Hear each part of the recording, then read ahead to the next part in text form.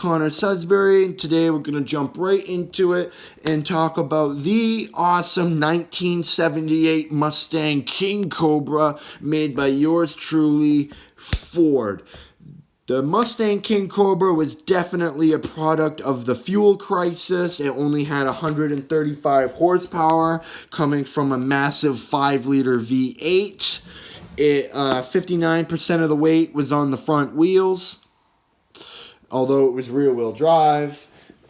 Only had around 200 pound-feet of torque, and only made for 1978. However, the design, the body of it is the Mustang 2 body, especially derived from the Cobra 2, which the Mustang Cobra 2, they made over 400,000 units in the years alone, 74 through 78.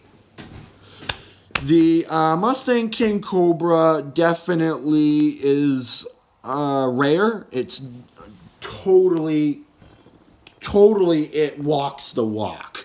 It doesn't really talk the talk. To give you a little brief overview, its competitors was definitely the Trans Am and the Camaro Z28. The Z28 had 175 horsepower. The Trans Am had around 201. The Camaro is longer, it sits a little lower, and so doesn't the Trans Am. The Mustang, this Mustang in particular, it definitely has the pinstriping and the big decal on the hood to compete visually with the Trans Am, and it does. Visually, yes, this car competes with the Trans Am. It definitely competes with the Z28, but performance-wise, definitely not. It just doesn't have the same feel. It doesn't have the power, doesn't really have the handling, but that's okay. It has T-tops. It has some nice colors. It came in black, brown, red, blue, orange, and white, I believe. The interior was made of vinyl and cloth. And the decals and everything was made by people. In the 70s, they started having machines put on decals and badges, and there was some impurities and cheap designs, but GM and Ford wanted their workers to still build these cars as bragging rights to the gearheads. You know, you can really brag about your car. The car, not really technologically, what's the word here? Surprising. It's not technologically advanced for its age. It has halogen headlights. The only thing that they were trying new back then was polyurethane bumpers, which it does have.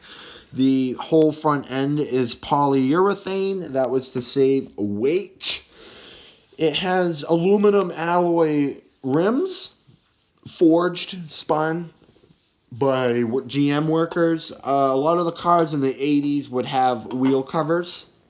This is, again, one of the last true muscle cars of the 70s to have really the homage that the Mustang had back in the 60s before the fuel crisis.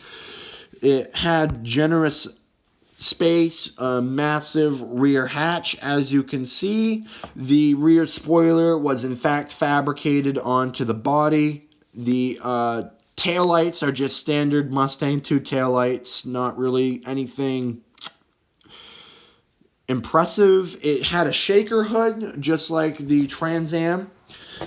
A very, very sharp looking car, very boxy, very huge, bulky.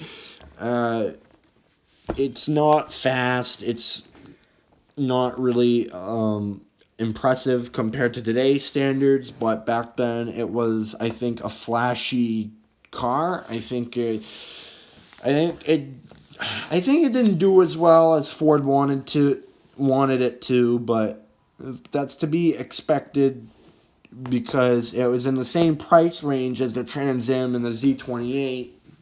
you're getting more power out of the both, but I really wonder why Mustang was gypped, because visually it is such a cool looking car. But again, I think people just performance-wise wanted to get a true muscle car. And that about caps it for the 1978 Mustang King Cobra. This is a sign-off, a farewell. Again, I'm your host, Connor Sudsbury, and I hope to see you later.